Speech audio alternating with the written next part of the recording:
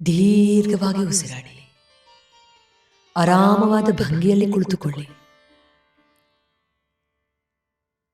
ನಿಧಾನವಾಗಿ ನಿಮ್ಮ ಸಂಪೂರ್ಣ ಗಮನವನ್ನು ನಿಮ್ಮ ಸಹಜವಾದ ಉಸಿರಾಟದ ಕಡೆಗೆ ವರ್ಗಾಯಿಸಿ. ನಿಮ್ಮ ದೇಹವು ಆಳವಾದ ಈ ಉಸಿರಾಟದ ಸಹಾಯದಿಂದ ಸಂಪೂರ್ಣವಾಗಿ ಹಗೂರವಾಗುತ್ತಿರುವ ಹಾಗೆ ಕಲ್ಪಿಸಿಕೊಳ್ಳಿ. ನಿಮ್ಮ ಮನಸ್ಸು ಇನ್ನೂ ಆಳವಾದ ಪ್ರಶಾಂತವಾದ ಸ್ಥಿತಿಗೆ ಜಾರುತ್ತಿರುವ ಹಾಗೆ ಕಲ್ಪಿಸಿಕೊಳ್ಳಿ.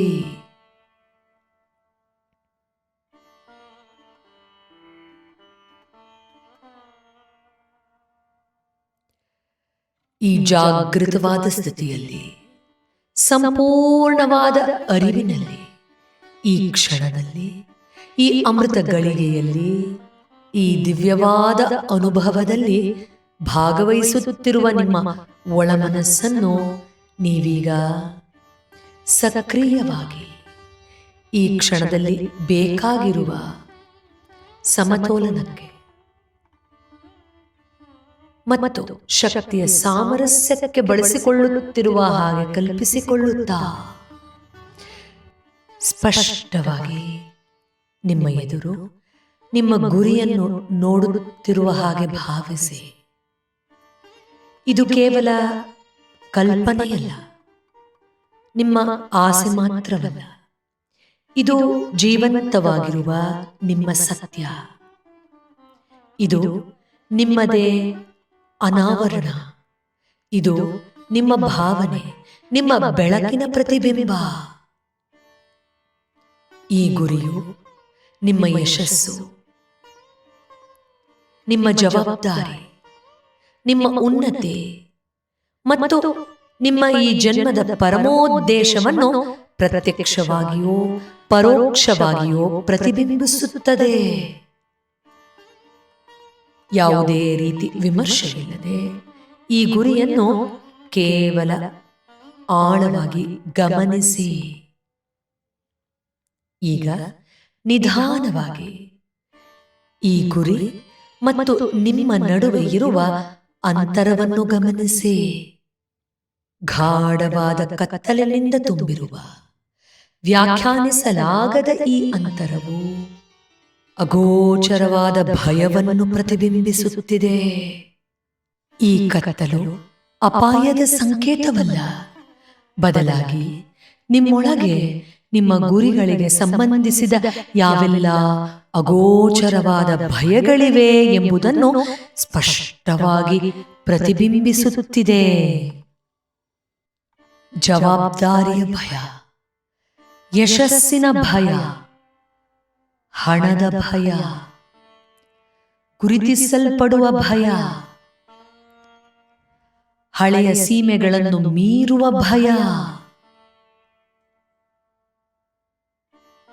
ಈ ಎಲ್ಲ ಸತ್ಯಗಳು ಅನಾವರಣಗೊಳ್ಳುತ್ತಿದ್ದ ಹಾಗೆ ನಾನು ಈಗ ಈ ಸತ್ಯವನ್ನು ನೋಡಲು, ಅರ್ಥ ಮಾಡಿಕೊಳ್ಳಲು, ನನ್ನ ಹಾಗೂ ನನ್ನ ಗುರಿಯ ನಡುವೆ ಏನಿದೆ ಎಂಬುದನ್ನು ತಿಳಿದುಕೊಳ್ಳಲು ಸಿದ್ಧನಿದ್ದೇನೆ ಎಂದು ಘೋಷಿಸಿ. ಈಗ ನಿಧಾನವಾಗಿ ಈ ಗುರಿಯು ವಾಸ್ತವದಲ್ಲಿ ನಿಮಗೆ ಏಕೆ ಮುಖ್ಯ ಎಂಬುವ ಅಂತರ್ಸತ್ಯವನ್ನು ಪ್ರಕಟಿಸಲು ನೀವೀಗ ತಯಾರಾಗುತ್ತಿದ್ದೀರಾ.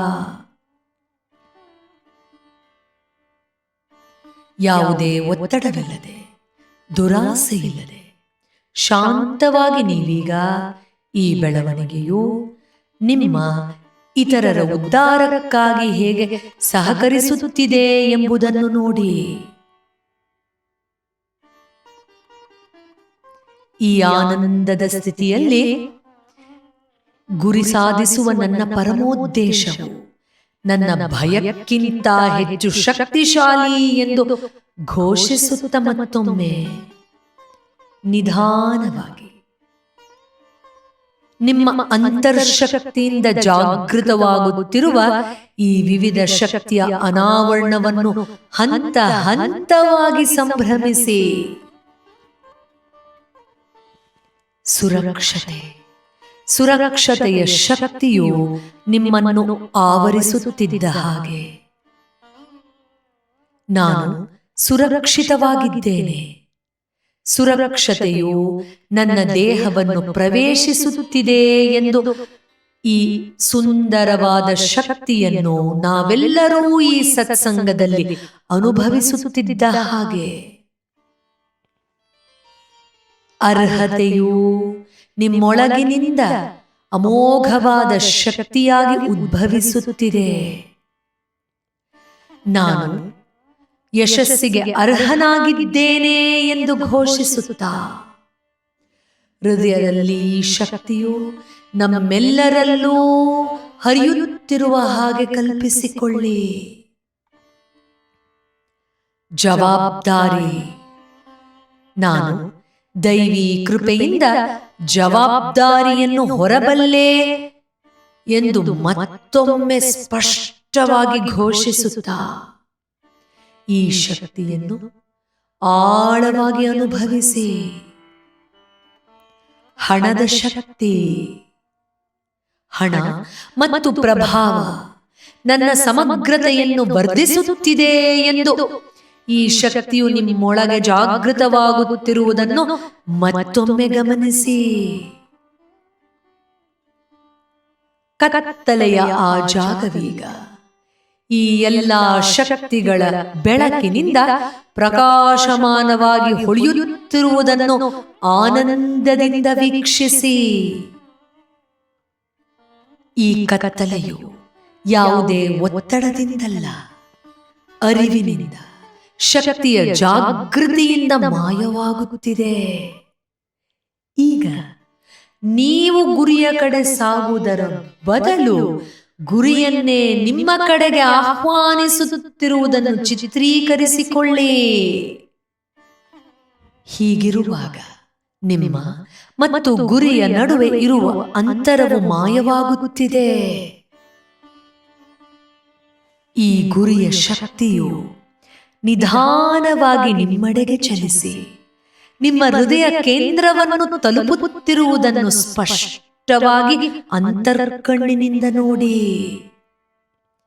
ಈ ಶಕ್ತಿಯು ನಿಮ್ಮ ಹೃದಯವನ್ನು ಪ್ರವೇಶಿಸುತ್ತಿದ್ದಂತೆ ಆ ಬೆಳಕಿನ ಶಕ್ತಿಯನ್ನು ಅನುಭವಿಸಿ ಅದರ ಜೊತೆಯಲ್ಲಿ ಬರುತ್ತಿರುವ ಪರಮೋದ್ದೇಶವನ್ನು ಇನ್ನೂ ಆಳವಾಗಿ, ಇನ್ನೂ ಹೆಚ್ಚು ಉಜ್ವಲವಾದ, ಪ್ರಕಾಶಮಾನವಾದ ಬೆಳಕಿನ ರೀತಿಯಲ್ಲಿ ಅನುಭವಿಸಿ.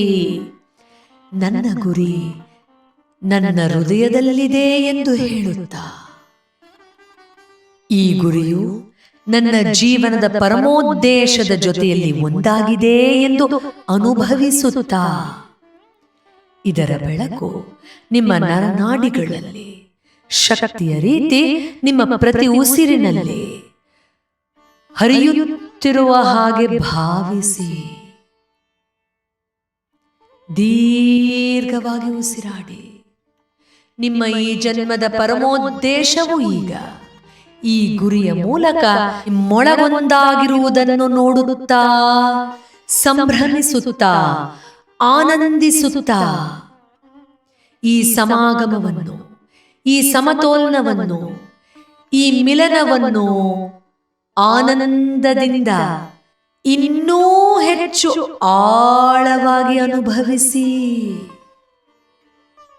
ನನ್ನ ಗುರಿ ಸಾಧನೆಯ ಪಥದ ಮೂಲಕ ನಾನು ನನ್ನ ಈ ಜನ್ಮದ ಪರಮೋದ್ದೇಶದಿಂದ ದೂರವಿಲ್ಲ.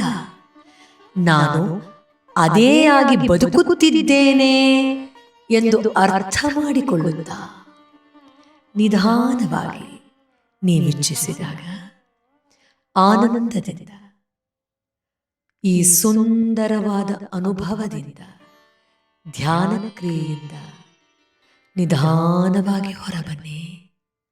ಧನ್ಯವಾದಗಳು.